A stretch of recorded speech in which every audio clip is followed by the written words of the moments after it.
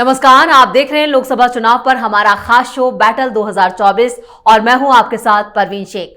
केरल में 3 मुख्य राजनीतिक दल कांग्रेस, वामपंथी और बीजेपी अपनी अपनी जीत का दावा कर रहे हैं। 20 लोकसभा सीटों वाले केरल में 26 अप्रैल को मतदान है।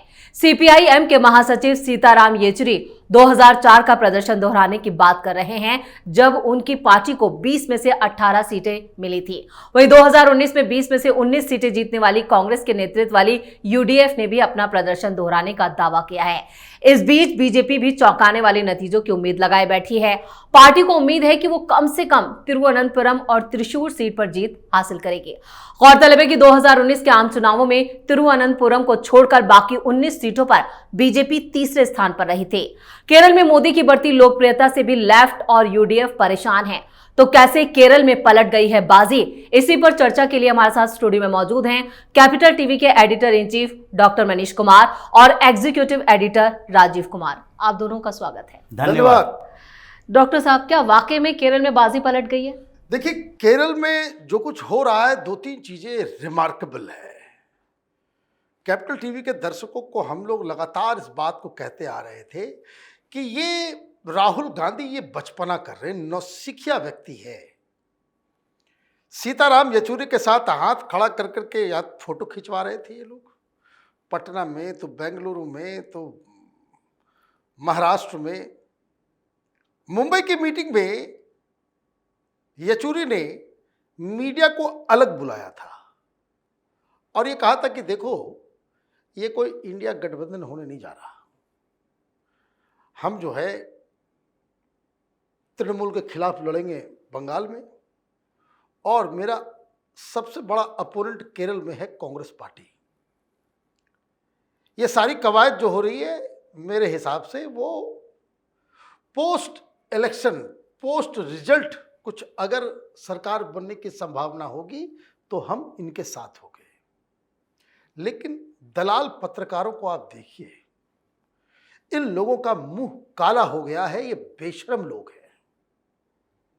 कोई नहीं बता रहा कि केरल में क्या चल रहा है। गाली गलौज चल रहा है कांग्रेस पार्टी और वामपंथियों के बीच।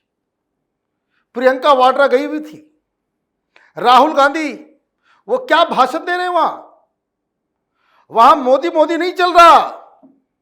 वहां ये कह रहे हैं कि ये जो विजयन है ये बीजेपी का एजेंट है, इसके ऊपर भी केस लगा हुआ है। इसके लोग, उसकी बहुत ही नजदीकी एक महिला, वो सब केस में जो ये लोग फंसे हैं, ईडी इनको गिरफ्तार नहीं कर रही।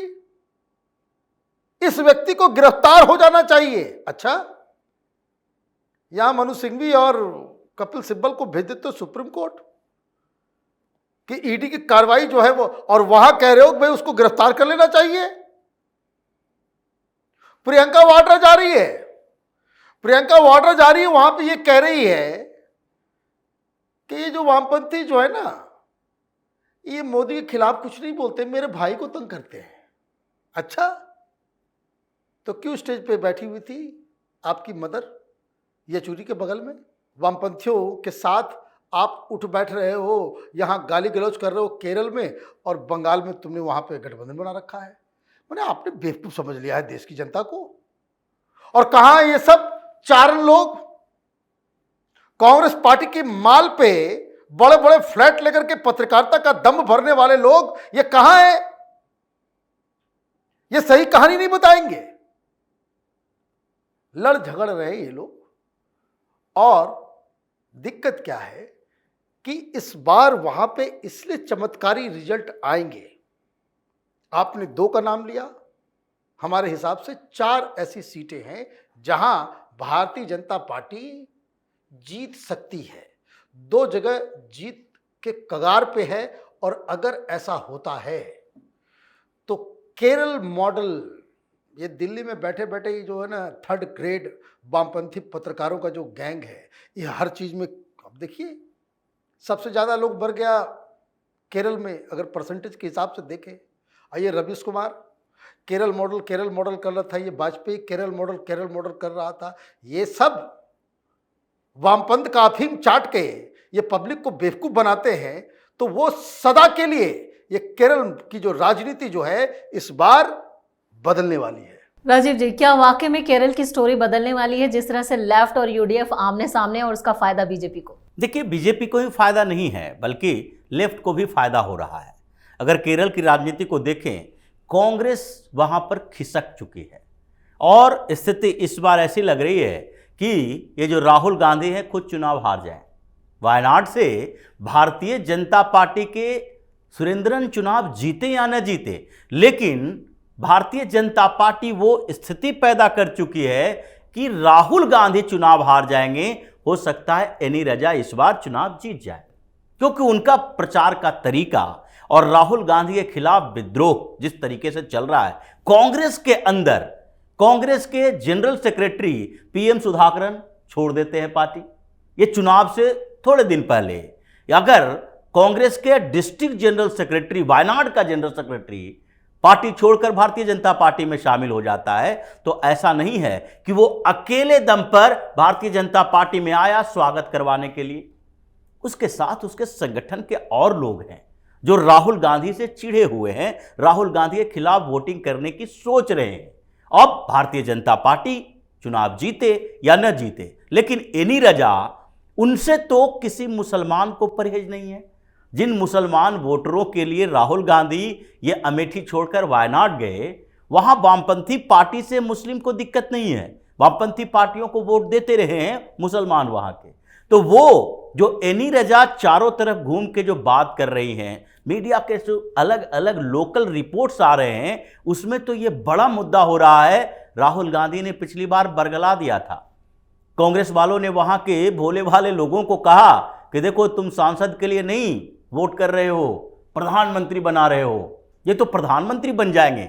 अब जब प्रधानमंत्री बन जाएंगे तो वायनाड की स्थिति क्या होगी समझ लो। जैसे पीएम मोदी ने काशी को बदल दिया, राहुल गांधी वायनाड को बदल देंगे। अब वहां के लोग ठगे हुए महसूस करने लगे, पीएम तो नहीं बने, लेकिन राहुल गांधी अगर सांसद ही वहां के थे तो उनको 10-20 बार आना चाहिए। उनकी सुविधाओं की कमी नहीं है। वहां के लोग कहते हैं कि भाई हम तो राहुल गांधी को देख ही नहीं पाते हैं, और ये आते हैं चुनाव प्रचार के लिए, कुछ रोड शो करते हैं, वहां के लोकल लोगों से इनका परिचय भी नहीं है। तो स्थिति ये हो गई है, राहुल गांधी के खिलाफ विद्रोह जो है, कांग्रेस और भारतीय जनता पार्टी अपनी जगह है, लेकिन एनी रजा का सपोर्ट बढ़ा है। वायनाड में भी कांग्रेस को झटका लग सकता है, राहुल गांधी को लग सकता है। उसी तरीके से अलग अलग सीटों पर जो है ये मुसलमान वोट जो है बटे हुए हैं। त्रिशूर की बात आपने की, तिरुवनंतपुरम की बात की, ये जगह पर तो जीत की संभावना बहुत ज्यादा है, लेकिन अनिल अंटनी का क्षेत्र पत्तनमथिट्टा बोलना भूल गई आप, वहां भी एक लहर चल रहा है, उनके जीत की संभावना बढ़ी हुई दिखाई पड़ रही है। जैसा डॉक्टर साहब ने कहा कि 4 सीट, ये 4 सीट का आंकड़ा बढ़ सकता है, घटेगा नहीं। केरल में इस बार परिणाम तो कांग्रेस के लिए निराशाजनक, यानी राहुल गांधी जो सोच रहे थे पिछली बार के इनकी जो सीटें हुई थी उसमें से सबसे बड़ी भूमिका केरल की रही थी, सबसे छोटी भूमिका इस बार केरल की होने वाली है। डॉक्टर साहब, लेफ्ट ने एक नैरेटिव शुरू से ही चुनाव प्रचार में सेट करने की कोशिश की राहुल गांधी के खिलाफ। क्या वाकई में ये नैरेटिव सेट हुआ है जो परसेप्शन बनाने की कोशिश की? देखिए, लेफ्ट वहां पे क्या कर रहा है इसको भी समझना जरूरी है।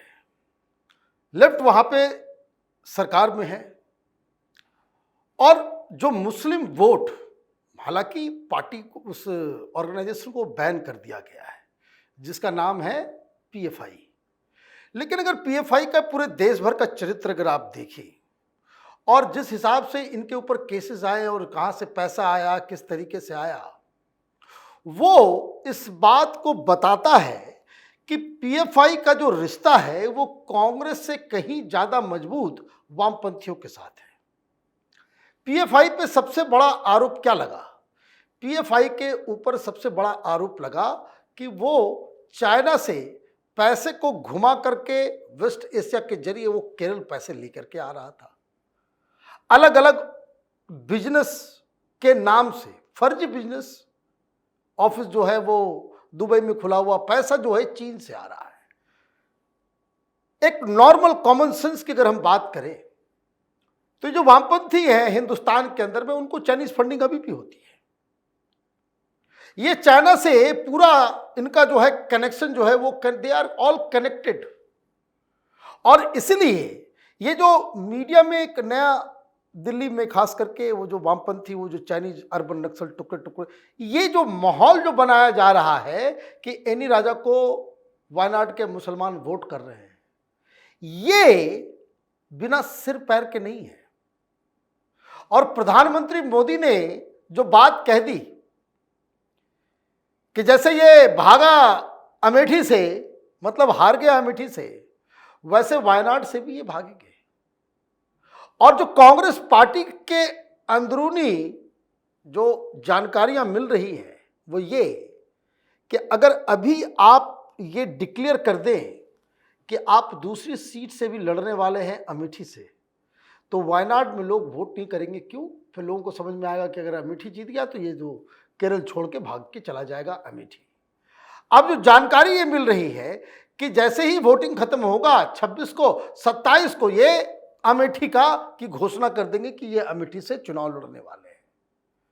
तो आप ये समझिए कि कांग्रेस पार्टी को भी मालूम है कि स्थिति खराब है। अगर कोई व्यक्ति ये लगे कि भाई हम यहां से जीतेंगे कंफर्टेबली, तो फिर वो तो दो दो जगह मुंह नहीं मारेगा।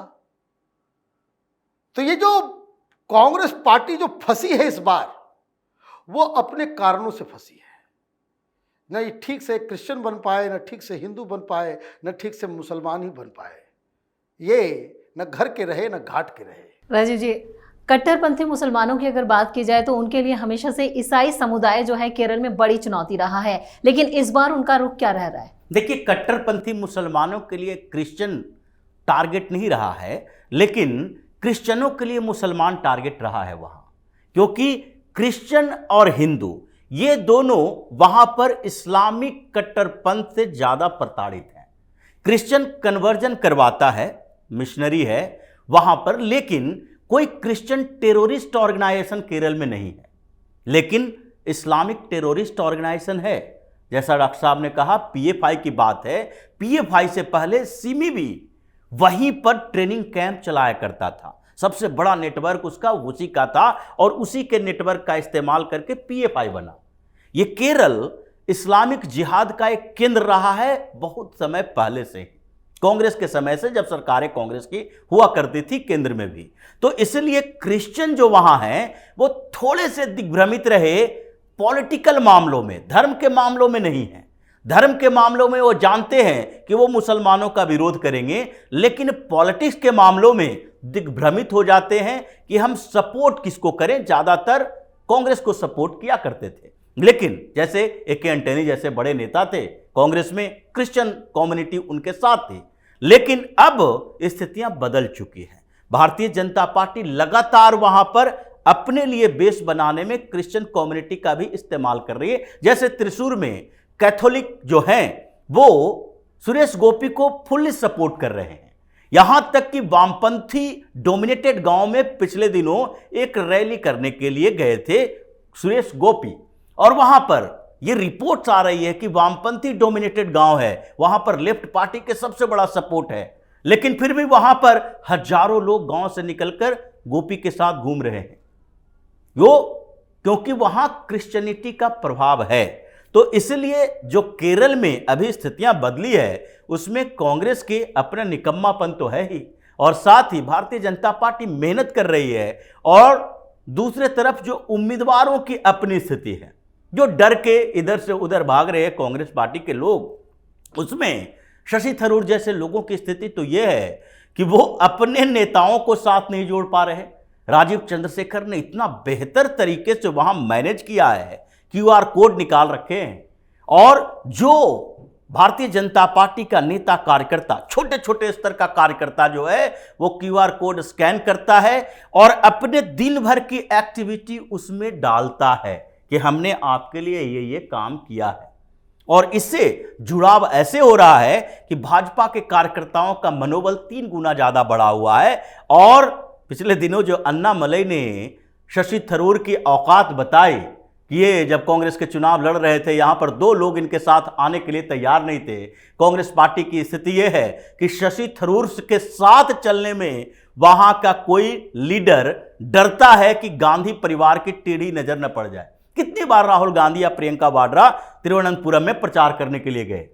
यह स्थिति वहां पर हो रही है। अब तो 26 तारीख को चुनाव है, उससे पहले जब स्थितियां ऐसी बदली है, यानी कि कांग्रेस खत्म और लेफ्ट पार्टी और भारतीय जनता पार्टी के बीच वहां पर सीटों का बंटवारा होगा। भाजपा इस बार चौंकाने वाले परिणाम वहां से लाए। चलिए, केरल पर इस सटीक विश्लेषण के लिए आप दोनों का बहुत बहुत धन्यवाद। धन्यवाद। तो केरल में पैठ बनाने के लिए बीजेपी ने अभिनेता से नेता बने सुरेश गोपी को त्रिशूर से, केंद्रीय मंत्री वी मुरलीधरन को अटिंगल से और राजीव चंद्रशेखर को तिरुवनंतपुरम से, वहीं ए.के. एंटनी के बेटे अनिल एंटनी को पथानामथिट्टा से और एकमात्र मुस्लिम उम्मीदवार अब्दुल सलाम को कालीकार से मैदान में उतारा है। इसके अलावा त्रिशूर से शोभा सुरेंद्रन चुनावी मैदान में है। इन धुरंधरों के दम पर पीएम मोदी ने 10 सीटें जीतने का दावा किया है और इस दावे में दम नजर आ रहा है। तो बैटल में आज इतना ही। आपको हमारा ये वीडियो कैसा लगा नीचे कमेंट करके अपनी राय जरूर दें। वीडियो को लाइक करें, शेयर करें और कैपिटल टीवी को अगर सब्सक्राइब नहीं किया है तो जल्दी से सब्सक्राइब कर लें। धन्यवाद।